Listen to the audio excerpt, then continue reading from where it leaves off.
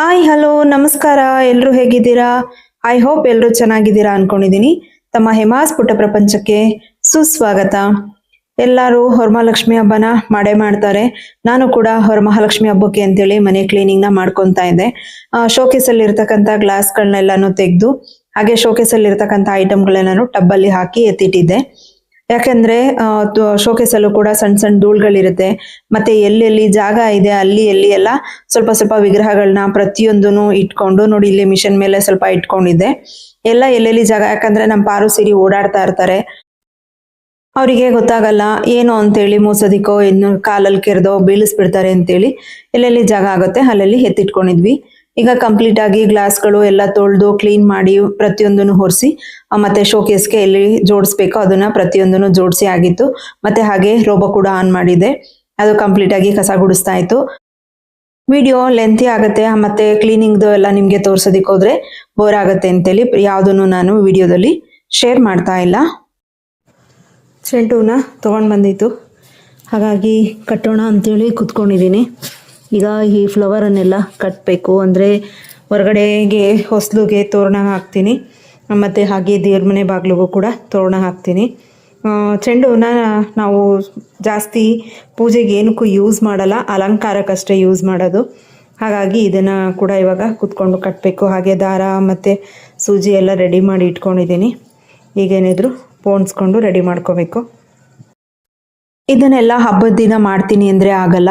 ಹಬ್ಬ 2-3 ದಿನ ಮುಂಚೆನೇ ಪ್ರತಿಯೊಂದನ್ನು ತೊಗೊಂಡು ಬಂದು ಹೂ ಕಟ್ಟೋವಂಥದ್ದು ಏನಿರುತ್ತೆ ಅದನ್ನೆಲ್ಲ ಈ ರೀತಿಯಾಗಿ ಮಾಡಿಟ್ಕೊಂಡ್ರೆ ಹಬ್ಬದ ದಿನ ತುಂಬಾ ಈಸಿ ಆಗುತ್ತೆ, ಮತ್ತು ಫ್ರೀ ಕೂಡ ಆಗುತ್ತೆ. ಟೆನ್ಷನ್ ಆಗ್ತಾ ಇರುತ್ತೆ, ಯಾವ್ದು ಕೆಲಸ ಆಗಿಲ್ಲ, ಇನ್ನು ಹೂ ಪೋಣಿಸಿಲ್ಲ, ಆ ಕೆಲಸ ಮಾಡಿಲ್ಲ, ಮತ್ತು ಹಾಗೆ ತಿಂಡಿಗಳನ್ನ ಮಾಡಿಲ್ಲ ಅನ್ನೋ ಟೆನ್ಷನ್ ಇರಲ್ಲ. ಈ ಯಾವ್ದನ್ನ ಮುಂಚಿತವಾಗಿ ಮಾಡ್ಕೋಬೋದು ಅಂಥದನ್ನೆಲ್ಲ ಹೂಗಳನ್ನ ತೊಗೊಂಡು ಬಂದು ಕಟ್ಟಿಟ್ಕೊಳ್ಳೋದು. ಮಲ್ಲಿಗೆ ಹೂವು ಇರ್ಬೋದು, ಕಾಕಡ ಹೂವು, ಕನಕಾಂಬರ, ಏನು ಹೂವು ತರ್ತೀರಾ ಅದನ್ನೆಲ್ಲ ಹಬ್ಬಕ್ಕೆ 2-3 ದಿನ ಮುಂಚಿತನೇ ಎಲ್ಲಾನು ಪ್ರಿಪ್ರೇಷನ್ ಮಾಡಿಕೊಂಡು ಒಂದು ಒದ್ದೆ ಬಟ್ಟೆ ಮಾಡಿ ಎತ್ತಿಟ್ಕೊಂಡ್ರೆ ಫ್ರಿಜ್ಜಲ್ಲಾದರೂ ಇಟ್ಕೋಬೋದು, ಇಲ್ಲ ಹೊರಗಡೆ ಕೂಡ ಇಟ್ಕೋಬೋದು. ನಾನು ಹಾಗೇನೆ ಇದನ್ನ ಬುಧವಾರ ದಿನನೇ ಹೂನ ತೊಗೊಂಡು ಬಂದು ಪ್ರತಿಯೊಂದನ್ನು ಎಲ್ಲ ಜೋಡಿಸಿ ಮಾಡಿ ಪೋಣಿಸಿ ಹಾರ ರೆಡಿ ಮಾಡಿ ಇಟ್ಕೊಂಡು, ಅಂದರೆ ಬಾಗಿಲು ತೋರಣಕ್ಕಷ್ಟೇ ನಾವು ಯೂಸ್ ಮಾಡ್ಕೊಳ್ಳೋದು. ಮತ್ತು ಹಾಗೆ ಫ್ಲವರ್ ರಂಗೋಲಿನ ಹಾಕೋದಕ್ಕೆ, ಅಂದರೆ ಹೂವಿನಿಂದ ರಂಗೋಲಿ ಹಾಕೋದಕ್ಕೆ ಮಾತ್ರ ನಾನು ಚೆಂಡು ಹೂವನ್ನ ಯೂಸ್ ಮಾಡ್ಕೊತೀನಿ. ಯಾವುದಕ್ಕೂ ಬೇರೆ ನಾವು ದೇವಸ್ಥಾನಗಳಲ್ಲಿ ಆಗಿರ್ಬೋದು, ಮನೆಗಳಲ್ಲಿ ಆಗಿರ್ಬೋದು, ಚೆಂಡು ಹೂವನ್ನ ಅಷ್ಟು ನಾವು ಪೂಜೆಗೆ ಯೂಸ್ ಮಾಡಲ್ಲ. ಹಾಗಾಗಿ ನಾನು ಇವಾಗ ಹೊಸಲಿಗೆ ಅಂತ ಹೇಳ್ಬಿಟ್ಟು ಪ್ರತಿಯೊಂದನ್ನು ರೆಡಿ ಮಾಡ್ತಾ ಇದ್ದೆ. ನೋಡಿ, ಈ ರೀತಿಯಾಗಿ ಒಂದು ಹಾರ ರೆಡಿ ಆಯಿತು. ಇದು ಬಿಡಿ ಸೇವಂತಿ ಹೂನ ತೊಗೊಂಡು ಬಂದಿದೆ, ಹಾಗಾಗಿ ಇದನ್ನು ಸ್ವಲ್ಪ ಕಟ್ಕೊತೀನಿ.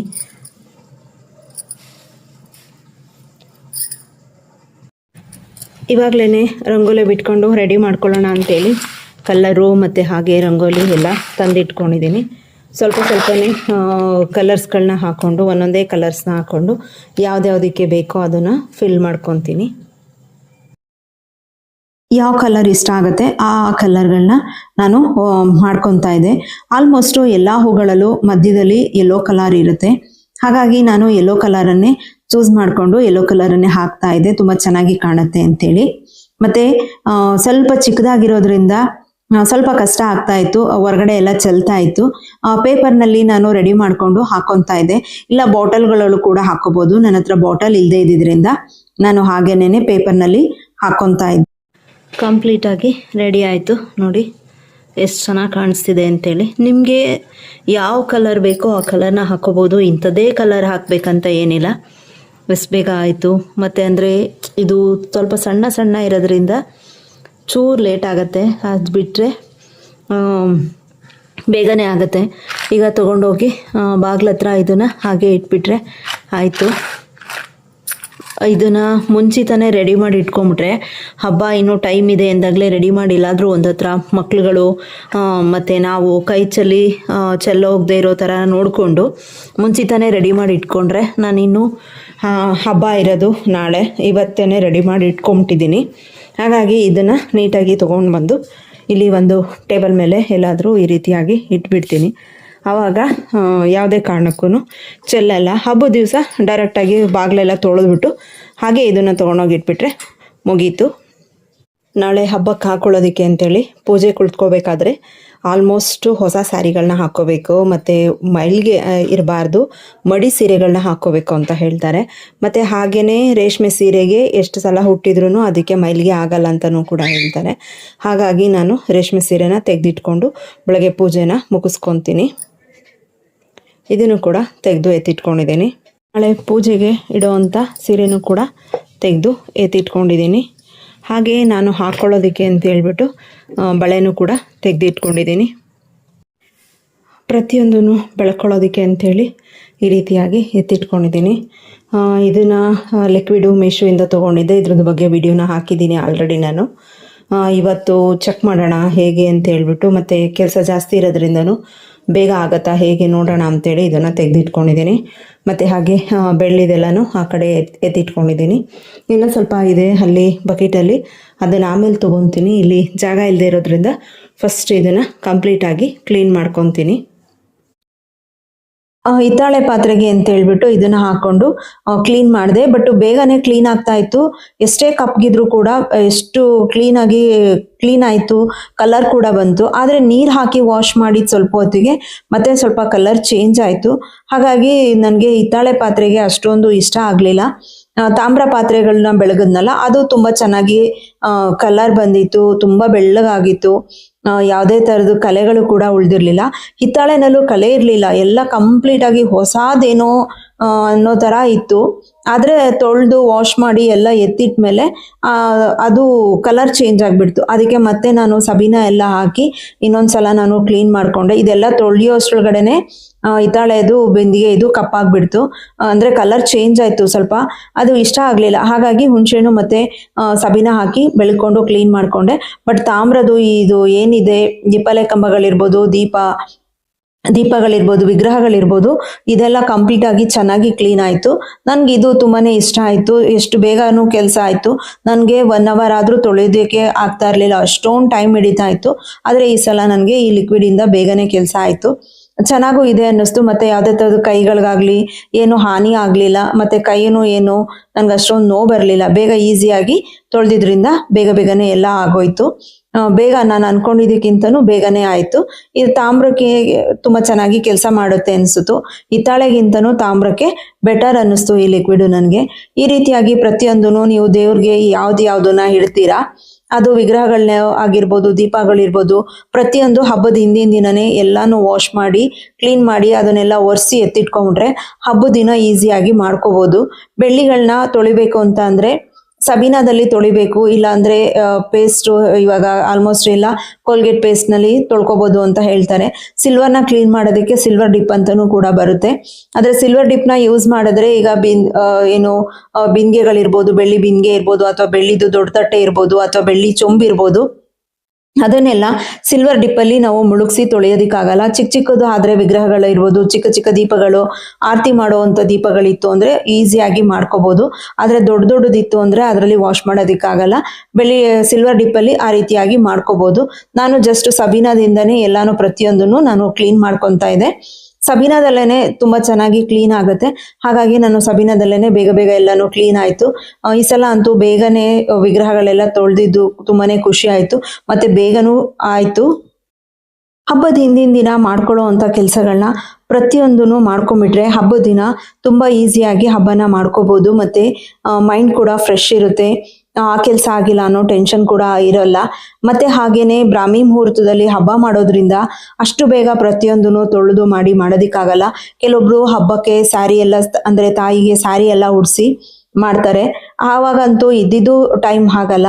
ನಾನು ಈ ಕಾಯಿನನ್ನು ಯಾವಾಗ್ಲೂ ದೇವ್ರ ಮುಂದೆ ಇಟ್ಟು ಪೂಜೆನ ಮಾಡ್ತೀನಿ. ಆ ಕಾಯಿನ್ಗಳನ್ನು ಕೂಡ ಈ ರೀತಿಯಾಗಿ ಕ್ಲೀನ್ ಮಾಡ್ಕೊತಾ ಇರ್ತೀನಿ. 1 ತಿಂಗ್ಳಿಗೆ ಒಂದ್ಸಲನಾದ್ರೂ ಕ್ಲೀನ್ ಮಾಡ್ಕೊತಾ ಇರ್ತೀನಿ. ಇವಾಗ ಹಬ್ಬ ಬಂದಿದೆ ಅಲ್ವಾ, ಹಾಗಾಗಿ ಹಬ್ಬಕ್ಕೆ ಅಂತ ಹೇಳ್ಬಿಟ್ಟು ಪ್ರತಿಯೊಂದು 5 ರೂಪಾಯಿನ ಕಾಯಿನ್ಗಳನ್ನ ನಾನು 5 ರೂಪಾಯಿನ ಕಾಯಿನು, 10 ರೂಪಾಯಿನ ಕಾಯಿನು ಆದಷ್ಟು ನಾನು ದೇವ್ರ ಮುಂದೆ ಗೋಲ್ಡ್ ಕಲರ್ ಕಾಯಿನನ್ನೇ ಇಡ್ತೀನಿ. ಅದು ತುಂಬಾ ಶ್ರೇಷ್ಠ ಅಂತ ಹೇಳ್ಬಿಟ್ಟು. ಹಾಗಾಗಿ ಆ ಕಾಯಿನ್ಗಳು ಮತ್ತು ಹಾಗೆ ಕಮಲದ ಬೀಜ ಇರ್ಬೋದು, ಗೋಮತಿ ಚಕ್ರ ಇರ್ಬೋದು, ಪ್ರತಿಯೊಂದೂ ನಾನು ಕ್ಲೀನ್ ಮಾಡ್ಕೊತಾ ಇದ್ದೆ. ಅದು 108 5 ರೂಪಾಯಿನ ಕಾಯಿನ್ಗಳಿದೆ, ಅದನ್ನು ಕೂಡ ವಾಶ್ ಮಾಡಿ ಎತ್ತಿಟ್ಕೊತಿದ್ದೆ. ಹಬ್ಬ ಆದಮೇಲೆ ಅದನ್ನು ವಾಪಸ್ಸು ತೆಗೆದು ಹಾಗೆ ಎತ್ತಿಟ್ಬಿಡ್ತೀನಿ ಬೆಳ್ಳಿ ಚೊಂಬಲ್ಲಿ ಹಾಕಿ. ಶ್ರೀಗಂಧದ ಪುಡಿ, ಸ್ವಲ್ಪ ಪಚ್ಕರ್ಪೂರ, ಹಾಗೆ ಸ್ವಲ್ಪ ಜವಾದು ಪೌಡರ್ನ ಹಾಕಿ ರೋಸ್ ವಾಟರು ಅಥವಾ ಮಡಿ ನೀರಿನ ಹಾಕ್ಕೊಂಡು ನಾನು ಶ್ರೀಗಂಧನ ಕಲ್ಸ್ಕೊಂಡು ಇದು ಒಂದು ಬಿಂದಿಗೆನಲ್ಲಿ ಹಾಗೇನೆ ಇದಕ್ಕೆ ಅರಿಶಿನ ಕುಂಕುಮ ಅಷ್ಟನ್ನೇ ಇಟ್ಟು ಹಾಗೆ ಸಪ್ರೇಟ್ ಆಗಿ ಒಂದತ್ರ ಇಟ್ಬಿಡ್ತೀವಿ. ಇದು ಗಂಗೆ ಅಂತ ಹೇಳಿ. ಹಾಗೆ ಮಹಾಲಕ್ಷ್ಮಿ ಫೋಟೋಗೆ ಕೆನ್ನೆಗೆ ಸ್ವಲ್ಪ ಅರಿಶಿಣನ ಹಚ್ಚಿ ಹಾಗೇನೆ ಕುಂಕುಮ, ಶ್ರೀಗಂಧ ಎಲ್ಲನೂ ಹಚ್ಚಿ ಮತ್ತು ಹಾಗೆ ಗಜರಾಜನು ಕೂಡ ಲಕ್ಷ್ಮಿಗೆ ಸೇವೆನ ಮಾಡ್ತಾ ಇರೋದ್ರಿಂದ ಗಜರಾಜನಿಗೂ ಕೂಡ ಅರಿಶಿನ ಕುಂಕುಮನ ಇಟ್ಕೊಂಡು ತೊಳೆದಿರೋಂಥ ಪ್ರತಿಯೊಂದು ವಿಗ್ರಹಗಳನ್ನ ಒಂದು ಟಬಲ್ಲಿ ಹಾಕ್ಕೊಂಡು ತೊಗೊಂಡು ಬಂದು ಒಂದು ಮಡಿ ಬಟ್ಟೆಯಿಂದ ಪ್ರತಿಯೊಂದನ್ನು ಒರೆಸಿ ಕ್ಲೀನ್ ಮಾಡಿ ಎತ್ತಿಟ್ಕೊತಾ ಇದೆ. ಆ ರೀತಿ ಮಾಡೋದ್ರಿಂದ ವಿಗ್ರಹಗಳು ಆಗಿರ್ಬೋದು ಅಥವಾ ದೀಪ ಇರ್ಬೋದು ಯಾವುದಕ್ಕೂ ಒಂದು ನೀರಿನ ಕರೆ ಅನ್ನೋದು ಬರೋದಿಲ್ಲ. ಹಾಗಾಗಿ ಒಂದು ಮಡಿ ಬಟ್ಟೆನಲ್ಲಿ ಒರೆಸಿ ಎತ್ತಿಟ್ಕೊಂಡ್ರೆ ನೀವು ಒಂದು 15 ದಿನ ಆದ್ರೂ ತೊಳಿಲಿಲ್ಲ ಅಂದ್ರೂ ಕೂಡ ಇವತ್ತೇ ಪೂಜೆ ಮಾಡಿದೀವೇನೋ ಅನ್ನೋ ರೀತಿನಲ್ಲೇ ಇರುತ್ತೆ. ಹಾಗೆ ನಾನು ಅಷ್ಟದಳ ಪದ್ಮ ರಂಗೋಲಿನ ಹಾಕ್ತಾ ಇದ್ದೀನಿ. ಇದನ್ನ ನಾವು ಕಳಸ ಪ್ರತಿಷ್ಠಾಪನೆ ಮಾಡೋದಕ್ಕೂ ಮುಂಚೆ ಅಕ್ಕಿ ಹಿಟ್ಟಿನಿಂದ ಹಾಕೋಬೇಕು, ರಂಗೋಲಿಯಿಂದ ಹಾಕಬಾರ್ದು. ಅಕ್ಕಿ ಹಿಟ್ಟಿನಿಂದ ಅಷ್ಟದಳ ಪದ್ಮ ರಂಗೋಲಿನ ಹಾಕೊಂಡು ಅದಕ್ಕೆ ಮತ್ತೆ ಅರಿಶಿಣದಿಂದ ಕೂಡ ಇದೇ ರೀತಿಯಾಗಿ ರಂಗೋಲಿನ ಹಾಕೊಂಡು ಮಧ್ಯದಲ್ಲಿ ಅರಿಶಿಣ ಕುಂಕುಮ ಮತ್ತೆ ಸ್ವಲ್ಪ ಅಕ್ಷತೆನ ಹಾಕಿ ಅದಕ್ಕೆ ಹಿಂದೆ ಲಕ್ಷ್ಮೀ ಫೋಟೋನ ಇಡಬೇಕು. ಆಮೇಲೆ ಅಲ್ಲಿ ಕಳಸ ಪ್ರತಿಷ್ಠಾಪನೆನ ಮಾಡಬೇಕು. ಕಾಮಾಕ್ಷಿ ದೀಪಕ್ಕೆ ಅಂತೇಳಿ ಸೈಡ್ ಏನು ಪ್ರಭಾವಳಿ ಇರುತ್ತೆ, ಲಾಭ ನಷ್ಟ ಇರುತ್ತೆ, ಅದಕ್ಕೆ ಶ್ರೀಗಂಧನ ಹಚ್ಚಿ ಮತ್ತೆ ಅದಕ್ಕೆ ಅರಿಶಿಣ ಹಚ್ಚಿ ಅಲಂಕಾರನ ಮಾಡ್ಕೊತಾ ಇದ್ದೆ. ಕಾಮಾಕ್ಷಿ ದೀಪಕ್ಕೂ ಕೂಡ ಅದೇ ರೀತಿಯಾಗೇನೆ ಅಲಂಕಾರನ ಮಾಡ್ಕೋಬೇಕು. ಇದೆಲ್ಲ ಹಿಂದಿನ ದಿನ, ಹಬ್ಬದ ಹಿಂದಿನ ದಿನ ಪ್ರತಿಯೊಂದನ್ನು ಪ್ರಿಪ್ರೇಷನ್ ಮಾಡ್ಕೊತಾ ಇದ್ದಿದ್ದು. ಕಳಸಕ್ಕೆ ಹಾಕುವಂತ ಪ್ರತಿಯೊಂದನ್ನು ಹಿಂದಿನ ದಿನನೇ ತೆಗೆದು ಒಂದ್ ಕಡೆ ಎತ್ತಿಟ್ಕೊಳ್ಳಿ. ನೋಡಿ, ಈ ರೀತಿಯಾಗಿ ಕವಡೆ ಹಿಂಭಾಗದಲ್ಲಿ ಯೆಲ್ಲೋ ಕಲರ್ ಇರಬೇಕು, ಅದನ್ನ ನೀವು 6 ಕವಡೆನ ತೆಗೆದಿಟ್ಕೋಬೇಕು. ಕವಡೆ ಸಮುದ್ರದಲ್ಲಿ ಸಿಗುತ್ತೆ. ಹಾಗೆ ಲಕ್ಷ್ಮಿ ಕೂಡ ಸಮುದ್ರದಿಂದನೇ ಉದ್ಭವ ಆಗಿರ್ತಕ್ಕಂಥ ಲಕ್ಷ್ಮಿ. ಹಾಗಾಗಿ ಕವಡೆ ಕೂಡ ತುಂಬಾನೇ ಶ್ರೇಷ್ಠ. ಹಾಗೆ ಸ್ವಲ್ಪ ಲಾವಂಚದ ಬೇರಲ್ಲಿ ತುಂಬಾ ಘಮ ಇರುತ್ತೆ. ಹಾಗಾಗಿ ಲಾವಂಚದ ಬೇರು ಮತ್ತೆ 6 ಕಮಲದ ಬೀಜ, ಅದು ಕೂಡ ಲಕ್ಷ್ಮಿಗೆ ತುಂಬಾನೇ ಶ್ರೇಷ್ಠವಾದದ್ದು ಮತ್ತೆ ಲಕ್ಷ್ಮಿಗೆ ತುಂಬಾನೇ ಪ್ರಿಯವಾದದ್ದು. ಹಾಗೆ ಗೋಮತಿ ಚಕ್ರ ವಿಷ್ಣುವಿನ ಸ್ವರೂಪ. ಲಕ್ಷ್ಮಿ ಒಬ್ರನ್ನೇ ಪೂಜೆ ಮಾಡಿದ್ರೆ ಸಾಕಾಗಲ್ಲ, ಹಾಗೇನೆ ವಿಷ್ಣುವನ್ನು ಕೂಡ ಪೂಜೆ ಮಾಡಬೇಕು. ಹಾಗಾಗಿ ಗೋಮತಿ ಚಕ್ರನು ಕೂಡ ಹಾಕೋಬೇಕು. ಕೆಂಪು ಬಣ್ಣದ್ದು 6 ಗುಲಗಂಜಿನ ಹಾಕೊಂಡಿದ್ದೀನಿ. ಹಾಗೆ ಬಿಳಿ ಕಲರ್ದು ಕೂಡ 6 ಗುಲಗಂಜಿನ ಹಾಕೋಬೇಕು. ಹಾಗೆ 6 ಮನೆಯಲ್ಲಿ ಸಿಗುತ್ತೆ ಹೇಗಿದ್ರು ಲವಂಗನ ಇಟ್ಕೊಳ್ಳಿ. ಮತ್ತೆ 6 ಏಲಕ್ಕಿ, ಹಾಗೆ 1 ಬಟ್ಲಟ್ಕೆನ ಇಟ್ಕೊತಾ ಇದ್ದೀನಿ. ಹಾಗೆ ಚಿನ್ನ ಬೆಳ್ಳಿನ ಹಾಕೋಬೇಕು. ಚಿನ್ನಕ್ಕೆ ನಿಮ್ಮ ಹತ್ರ ಏನಿರುತ್ತೆ ಅದು ಕಿವಿ ಓಲೆ ಇರ್ಬೋದು, ಉಂಗ್ರ ಇರ್ಬೋದು, ಮೂಗುತಿ ಇರ್ಬೋದು, ಏನನ್ನ ಬೇಕಾದ್ರೂ ಹಾಕೋಬಹುದು. ನನ್ನ ಹತ್ರ ಮೂಗುತಿ ಇದೆ, ಮೂಗುತಿನ ಹಾಕೋತೀನಿ. ಹಾಗೆ 1 ಬೆಳ್ಳಿದು ಕಾಯಿನ್ ಇದೆ, ಬೆಳ್ಳಿ ಕಾಯಿನ್ ಅನ್ನ ನಾನು ಹಾಕೊಂತೀನಿ. 108 5 ರೂಪಾಯಿ ಕಾಯಿನ್ಗಳನ್ನ ಲಕ್ಷ್ಮಿನ ಇದ್ರ ಮೇಲೆ ಕೂರ್ಸೋದಿಕ್ಕೆ ಅಂತ ಹೇಳ್ಬಿಟ್ಟು ಕಾಯಿನ್ಗಳನ್ನ ಈ ರೀತಿಯಾಗಿ ಒಂದೊಂದೇ ಜೋಡಿಸ್ಕೊಂತಾ ಇರ್ತೀನಿ. ಒಂದೇ ರೀತಿಯಾಗಿ ಪ್ರತಿಯೊಂದೂ ನಾನು 5 ರೂಪಾಯಿ ಕಾಯಿನ್ ಇರ್ಬೋದು, 10 ರೂಪಾಯಿ ಕಾಯಿನ್ ಇರ್ಬೋದು, ಇದರಲ್ಲಿ ಯಾವುದೂ ವೈಟ್ ಕಲರ್ ಅಲ್ಲಿ ಇರುತ್ತಲ್ಲ ಆ ತರದನ್ನ ನಾನು ಇಡೋದಿಲ್ಲ. ಕಾಯಿನ್ ಅದು ಕಬ್ಬಣ ಅಂತ ಅನ್ಸುತ್ತೆ. ಇದಾದ್ರೆ ಚಿನ್ನದಕ್ಕೆ ಅನ್ನೋ ರೀತಿನಲ್ಲಿ ಇರುತ್ತೆ ಅಂತೇಳಿ ಈ ರೀತಿಯಾಗೇನೆ 108 ಕಾಯಿನ್ಗಳನ್ನ ಇಟ್ಕೊಂಡು ನೋಡಿ ಈ ರೀತಿಯಾಗಿ ಲಕ್ಷ್ಮಿನ ಅಲಂಕಾರ ಮಾಡಿ ಶ್ರೀಗಂಧ, ಅರಿಶಿಣ, ಕುಂಕುಮದಿಂದ ಅಲಂಕಾರನ ಮಾಡಿ ಆ ರೀತಿಯಾಗಿ ನಾನು ಲಕ್ಷ್ಮಿನ ಅದರ ವಿಗ್ರಹದ ಮೇಲೆ ಇಟ್ಕೊಂತೀನಿ. ಮತ್ತೆ ಇನ್ನೂ 1 ಬೆಳ್ಳಿದು ಕಾಯಿನ್ ಇದೆ, ಆ ಕಾಯಿನ್ ಅನ್ನು ಕೂಡ ಒಂದ್ ಸೈಡ್ ನಲ್ಲಿ ಅದೇ ರೀತಿಯಾಗಿ ಇಟ್ಕೊಂಡು ಹಾಗೆ ಪೂಜೆ ಮಾಡ್ಕೊಳ್ತೀನಿ. ಈಗ ಡ್ರೈ ಫ್ರೂಟ್ಸ್ಗಳು ದೇವ್ರ ಮನೆಯಲ್ಲಿ ಏನೇನು ಇಡಬೇಕೋ ಅದನ್ನು ಕೂಡ ತೆಗೆದು ಪ್ರತಿಯೊಂದನ್ನು ಜೋಡಿಸಿ ಇಟ್ಕೊತಾ ಇದೆ. ಹಬ್ಬದ ದಿನ ಇದನ್ನೆಲ್ಲ ಮಾಡ್ಕೊಳ್ಳೋದಿಕ್ ಆಗಲ್ಲ.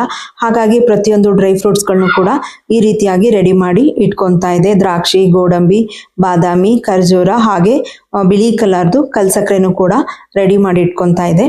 ಮತ್ತೆ ಹಾಗೆ ಮಡ್ಲಕ್ಕಿಗೂ ಕೂಡ ಎತ್ತಿಟ್ಕೊತಾ ಇದೆ. ಮಡ್ಲಕ್ಕಿನ ನೀವು ನಿಮ್ಮ ಕೈಯಲ್ಲಿ 5 ಇಡಿ ಅಥವಾ 9 ಇಡಿ ಹಾಕ್ಬೇಕಾಗತ್ತೆ. ಅಥವಾ ಲೋಟದಲ್ಲಿ ಹಾಕ್ತೀನಿ ಅಂದ್ರು ನೀವು 5 ಅಥವಾ 9 ಲೋಟ ಅಂದ್ರೆ ಫುಲ್ಲು ತುಂಬಾ ಹಾಕ್ಬೇಕಾಗತ್ತೆ. ನಾನು ಇಲ್ಲಿ ಮಡ್ಲಕ್ಕಿಗೆ ಇಡ್ತಾ ಇದ್ದಿದ್ರಿಂದ ಚಿಕ್ಕ ಲೋಟದಲ್ಲಿ ನಾನು 5 ಲೋಟನ ಹಾಕೊಂಡು ಹಾಗೆ ಸೀರೆ ಇಟ್ಟು ಬ್ಲೌಸ್ ಪೀಸ್ ಅನ್ನ ಇಡ್ತಾ ಇದೆ. ಸ್ಯಾರಿನಲ್ಲಿ ಇರ್ತಕ್ಕಂಥ ಬ್ಲೌಸ್ ಪೀಸ್ ನ ಯಾವುದೇ ಕಾರಣಕ್ಕೂ ಕಟ್ ಮಾಡಿಸ್ಬಾರ್ದು, ಹಾಗೆ ಇಡಬೇಕು. ಹಾಗಾಗಿ ನಾನು ಸಪರೇಟ್ ಆಗಿ 1 ಬ್ಲೌಸ್ ಪೀಸ್ ಅನ್ನ ಇಟ್ಟಿದ್ದೀನಿ. ಮತ್ತೆ ಹಾಗೆ ಅರ್ಧ ಕೊಬ್ಬರಿನ ಇಡಬೇಕು. ಕೊಬ್ಬರಿಗೆ ಸ್ವಲ್ಪ ಕಡಲೆ ಹಾಗೆ ಖರ್ಜೂರನ ಹಾಕಿಡ್ತಾ ಇದ್ದೀನಿ. ಮತ್ತೆ 5 ಅರಿಶಿಣದ ಕೊಂಬು, ಬಳೆ ಮತ್ತೆ ಗೌರಿ ಸಾಮಾನು ಅಂಗಡಿಗಳಲ್ಲಿ, ಗಂದಿಗೆ ಅಂಗಡಿಗಳಲ್ಲಿ ಪ್ರತಿಯೊಂದು ಇರುತ್ತೆ. ಅರಿಶಿನ, ಕುಂಕುಮ, ಬಳೆ, ಬಾಚಣಿಗೆ ಹಾಗೂ ಕನ್ನಡಿ ಇರುತ್ತೆ. ಅದನ್ನ ತಗೊಂಡ್ ಬಂದು ಹಾಗೆ ಇಡಬೇಕು. ಒಂದು ಅಚ್ಚು ಬೆಲ್ಲನ ಇಡಬೇಕು. ವಿಳ್ಯದೆಲೆ, ಅಡಿಕೆನ ಇಟ್ಟು ಒಂದು ಹಣ್ಣನ್ನ ಇಡಬೇಕು. ಹಣ್ಣನ್ನ ಇಟ್ಟು ತಾಯಿಗೆ ಅಲ್ಲಿ ನಿಮ್ಮ ಕೈಲಿ ಎಷ್ಟು ಸಾಧ್ಯ ಆಗುತ್ತೋ ಅಷ್ಟು ದಕ್ಷಿಣೆಯನ್ನು ಕೂಡ ಇಡಬೇಕು. ನಿಮ್ಮ ಹತ್ರ ತಾಳಿ ಇದ್ರೆ ಕಳ್ಸಕ್ಕೆ ತಾಳಿ ಕೂಡ ಹಾಕ್ಬೋದು. ತಾಳಿ ಇಲ್ಲ ಅಂತ ಅಂದ್ರೆ ಹಳದಿ ದಾರವನ್ನ ಮಾಡಿಕೊಂಡು, ಅಂದ್ರೆ ಬಿಳಿ ದಾರ ತಗೊಂಡು ಅದನ್ನ ಅರಿಶಿಣದಲ್ಲಿ ಅದ್ದಿ ಅದಕ್ಕೆ ಅರಿಶಿಣದ ಕೊಂಬನ್ನು ಕಟ್ಟಿ ಅದನ್ನೇ ತಾಳಿ ಅಂತೇಳಿ ಕಳ್ಸಕ್ಕೆ ನೀವು ಕೂಡ ಕಟ್ಬೋದು. ಮತ್ತೆ ಹಾಗೆ ಕಂಕಣ ಕಟ್ಟೋದಿಕ್ಕೆ ಅಂತ ಹೇಳ್ಬಿಟ್ಟು ಕಂಕಣಕ್ಕೆ ದಾರನು ಕೂಡ ರೆಡಿ ಮಾಡ್ಕೊತಾ ಇದೆ. 12 ಎಳೆ ದಾರನ ತಗೋಬೇಕು. ಹಾಗೆ 12 ಗಂಟುಗಳನ್ನ ಹಾಕೋಬೇಕು. ನೋಡ್ಕೊಂಡು 12 ಗಂಟು ಹಾಕ್ಬೇಕಾಗಿರೋದ್ರಿಂದ ಸ್ವಲ್ಪ ಉದ್ದನೆ ದಾರನ ತಗೊಳ್ಳಿ. ಸ್ವಲ್ಪ ಗ್ಯಾಪ್ ಬಿಟ್ಟು ಒಂದೊಂದೇ ಗಂಟುಗಳನ್ನು ಹಾಕ್ಕೊಂಡು ಬನ್ನಿ. ಒಂದೊಂದೇ ಗಂಟುಗಳನ್ನ ಹಾಕಿ 12 ಗಂಟುಗಳನ್ನ ಹಾಕೋಬೇಕು. ಹಾಗಾಗಿ ಒಂದೊಂದೇ ಗಂಟುಗಳನ್ನ ನೀವು ಒಂದೊಂದೇ ನಿಮ್ಮ ಮನಸ್ಸಿನಲ್ಲಿ ಇರ್ತಕ್ಕಂಥ ಸಂಕಲ್ಪಗಳನ್ನ ಹೇಳ್ಕೊಂಡು ಆ ತಾಯಿನ ಬೇಡ್ಕೊಂಡು ಗಂಟುಗಳನ್ನ ಹಾಕೊಳ್ಳಿ.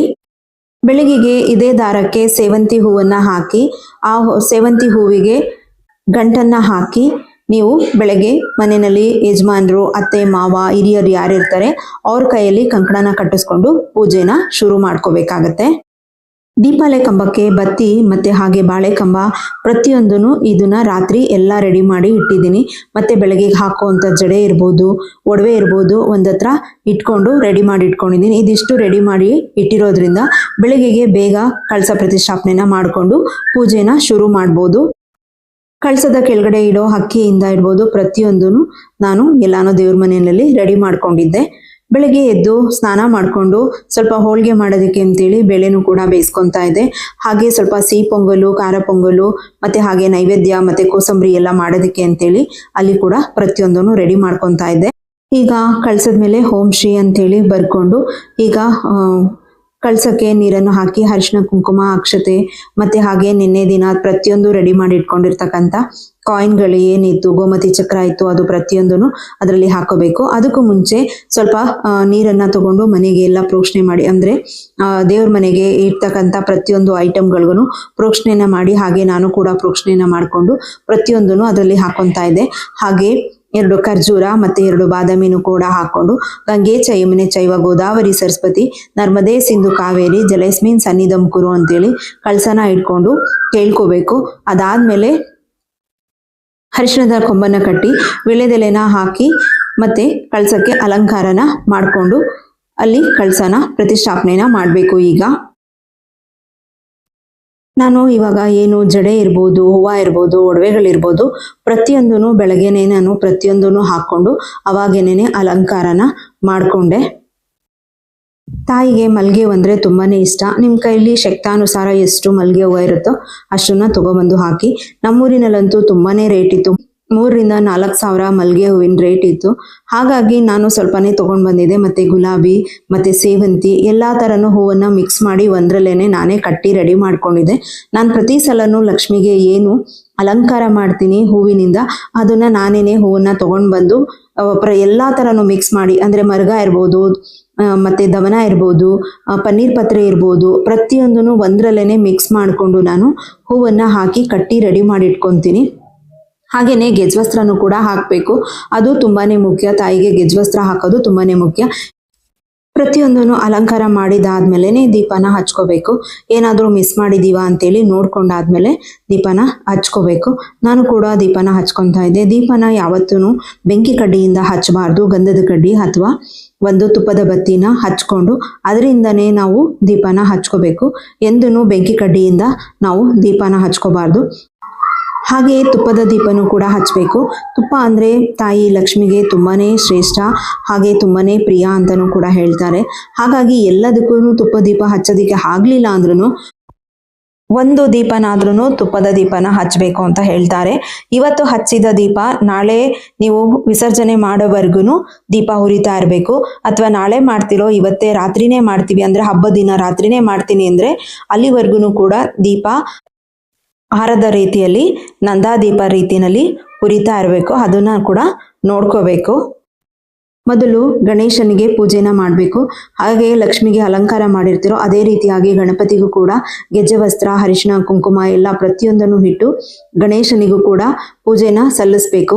ಫಸ್ಟ್ ಗಣಪತಿ ಪೂಜೆ ಆಗಬೇಕು. ಫಸ್ಟ್ ಗಣಪತಿ ಪೂಜೆ ಆದಮೇಲೆ ನೀವು ನಿಮ್ಮ ಮನೆ ದೇವರನ್ನ ನೆನೆಸ್ಕೋಬೇಕು. ಮನೆ ದೇವರು ಫಸ್ಟ್ ನೆನೆಸ್ಕೊಂಡು ಪೂಜೆ ಮಾಡಬೇಕು.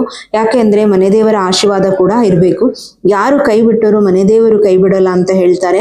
ಹಾಗಾಗಿ ಮನೆ ದೇವರನ್ನ ನೆನೆಸ್ಕೊಂಡು ಅನಂತರ ನಾವು ತಾಯಿ ಮಹಾಲಕ್ಷ್ಮಿ ಪೂಜೆನ ಮಾಡಬೇಕು. ಗಣಪತಿಗೆ ಬೆಲ್ಲ ಅಥವಾ ಸಿಹಿ ಏನಾದ್ರೂ ಗಣಪತಿಗೂ ಕೂಡ ನೈವೇದ್ಯನ ಇಡಬೇಕು. ನಾನು ನೈವೇದ್ಯಕ್ಕೆ ಅಂತೇಳಿ ಚಿತ್ರಾನ್ನ, ಸಿಹಿ ಪೊಂಗಲು, ಖಾರ ಪೊಂಗಲು, ಕೋಸಂಬರಿ, ಹಾಗೆ ಬೆಲ್ಲದ ಪಾನಕ ಮತ್ತೆ ಹಾಗೆ ರವೆ ಉಂಡೆನೂ ಕೂಡ ಮಾಡಿದ್ದೆ. ತಾಯಿಗೆ ಗೋಧಿ ಪಾಯಸ ಅಂದರೆ ತುಂಬಾನೇ ಇಷ್ಟ. ಹಾಗಾಗಿ ಬೆಲ್ಲದಿಂದ ಮಾಡಿರೋಂಥ ಗೋಧಿ ಪಾಯಸ ಮತ್ತೆ ಹಾಗೆ ಹೋಳಿಗೆ ಕೂಡ ಮಾಡಿದೆ. ಹೋಳಿಗೆ ತಟ್ಟಿ ಮಾಡೋದಕ್ಕೆ ಟೈಮ್ ಸಾಕಾಗಲಿಲ್ಲ. ನಿಧಾನಕ್ಕೆ ಮಾಡ್ಕೊಳ್ಳೋಣ ಅಂದ್ಕೊಂಡೆ. ನನಗೆ ಮನಸ್ಸಿಗೆ ಸಮಾಧಾನ ಆಗಲಿಲ್ಲ. ಹಾಗಾಗಿ ಬೇಳೆ ಏನು ಬೇಯಿಸಿದೆ ಅದನ್ನು ರುಬ್ಬಿರೋದನ್ನ ಹಾಗೆ ಹೂರಣ ಏನು ಹೇಳ್ತಾರೆ ಅದನ್ನು ಅಷ್ಟನ್ನೇ ತೊಗೊಂಬಂದು ಹಾಗೇನೆ ಇಟ್ಟು ಪೂಜೆನ ಮುಗಿಸ್ದೆ. ಮೊದಲು ಪೂಜೆ ಮಾಡುವಾಗ ಎಲ್ಲಾನು ಇಟ್ಟು ಪೂಜೆ ಮಾಡಿದ್ರೇ ಮನಸ್ಸಿಗೆ ಸಮಾಧಾನ ಆಗತ್ತೆ. ಆಮೇಲೆ ಮಾಡ್ತೀವಿ ಅಂತ ಅಂದರೆ ಅಷ್ಟು ಸಮಾಧಾನ ಅನಿಸೋಲ್ಲ. ಮಧ್ಯಾಹ್ನ ಮಾಡೋಣ, ರಾತ್ರಿ ಮಾಡೋಣ ಅಂದರೆ ಅಷ್ಟು ನನಗೆ ಸಮಾಧಾನ ಅನಿಸಲ್ಲ. ಹಾಗಾಗಿ ನಾನು ಫಸ್ಟು ಏನು ಪೂಜೆನ ಮಾಡ್ತೀನಿ ಅವಾಗಲೇ ಪ್ರತಿಯೊಂದನ್ನು ಇಟ್ಟು ಪೂಜೆ ಮಾಡಬೇಕು. ಅದೇ ನನಗೆ ತುಂಬಾ ಖುಷಿ ಆಗುತ್ತೆ. ಹಾಗಾಗಿ ಎಷ್ಟು ಸಾಧ್ಯ ಆಗುತ್ತೋ ಅಷ್ಟನ್ನ ಇಟ್ಟು ಕಂಪ್ಲೀಟಾಗಿ ಪೂಜೆನ ಮುಗಿಸ್ಕೊಂಡೆ. ನೋಡಿ, ಈ ರೀತಿ ಆಗಿತ್ತು ನಮ್ಮನೆ ವರಮಹಾಲಕ್ಷ್ಮಿ ಹಬ್ಬದ ಪೂಜೆಯ ವಿಶೇಷತೆ. ನೋಡಿ, ಲಕ್ಷ್ಮಿಗೆ ಅಲಂಕಾರ, ಹಾಗೆ ಗಣಪತಿ, ಕಾಮಾಕ್ಷಿ ದೀಪ, ಮತ್ತೆ ನಮ್ಮ ಕೈಲಾದಷ್ಟು ಒಡವೆಗಳು, ಎಲ್ಲ ಒಡವೆಗಳನ್ನು ತಾಯಿಗೆ ಹಾಕಿ ನಾವು ಹಾಗೆ ಇರಬಾರ್ದು. ನಾವು ಕೂಡ ಒಡವೆಗಳನ್ನ ಹಾಕ್ಕೊಂಡೇನೆ ಪೂಜೆನ ಮಾಡಬೇಕು.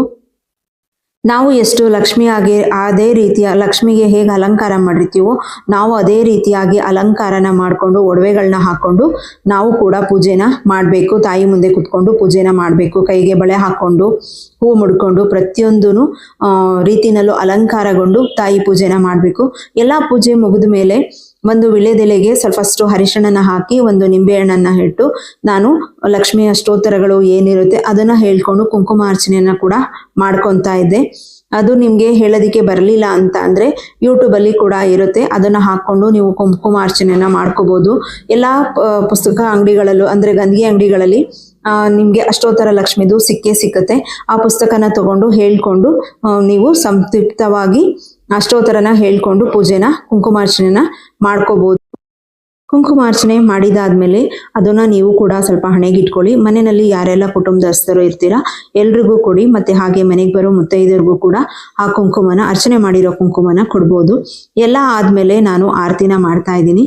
ಇಷ್ಟೆಲ್ಲ ಪೂಜೆ ಎಲ್ಲ ಮಾಡಿದ್ಮೇಲೆ ತಾಯಿಗೂ ಕೂಡ ದೃಷ್ಟಿ ಆಗಿರುತ್ತಲ್ವ, ಆ ತಾಯಿಗೂ ಕೂಡ ದೃಷ್ಟಿನ ತೆಗಿಬೇಕು. ದೃಷ್ಟಿ ತೆಗಿಬೇಕು ಅಂತ ಅಂದ್ರೆ ಕೆಲವೊಂದ್ ಕಡೆ ಅರಿಶಿಣಕ್ಕೆ ಸುಣ್ಣನ ಹಾಕ್ತಾರೆ. ಸುಣ್ಣನ ಹಾಕೋದು ಮನುಷ್ಯಗೆ.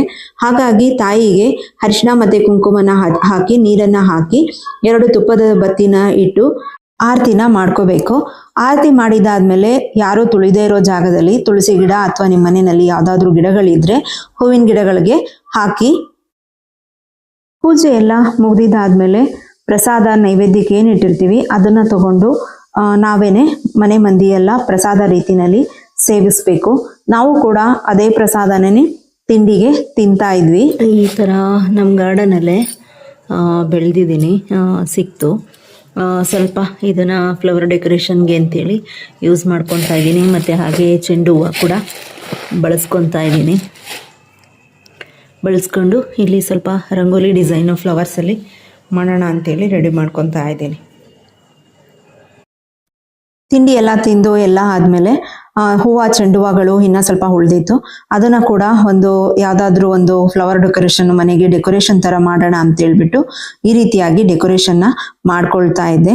ನಮ್ಮ ಕ್ರಿಯೇಟಿವಿಟಿಗೆ ಹೇಗೆ ಬೇಕೋ ಹಾಗೆ ನಾವು ಬಳಸ್ಕೊಂಡು ಮಾಡ್ಕೋಬೋದು. ನನಗೆ ಆ ಕ್ಷಣಕ್ಕೆ ಏನು ತೋಚ್ತೋ ಅದನ್ನು ಆ ರೀತಿಯಾಗಿ ಮಾಡಿಕೊಂಡು ಈ ರೀತಿಯಾಗಿ ಒಂದು ಫ್ಲವರ್ ಡೆಕೋರೇಷನ್ನ ಮಾಡಿಕೊಂಡೆ. ಹೇಗನ್ನಿಸ್ತು, ಹೇಗಿತ್ತು ಫ್ಲವರ್ ಡೆಕೋರೇಷನ್ ಅಂತೇಳಿ, ಚೆನ್ನಾಗಿತ್ತಾ, ನಿಮ್ಗೆ ಇಷ್ಟ ಆಯ್ತಾ ಅಂತೇಳಿ ಕಮೆಂಟಲ್ಲಿ ತಿಳಿಸಿ.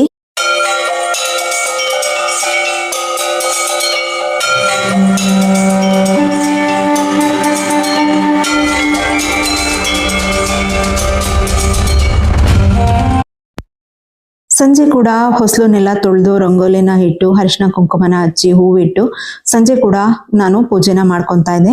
ಸಂಜೆ ನೈವೇದ್ಯಕ್ಕೆ ರಸಾಯನನ ಮಾಡ್ಕೊಂಡಿದ್ದೆ.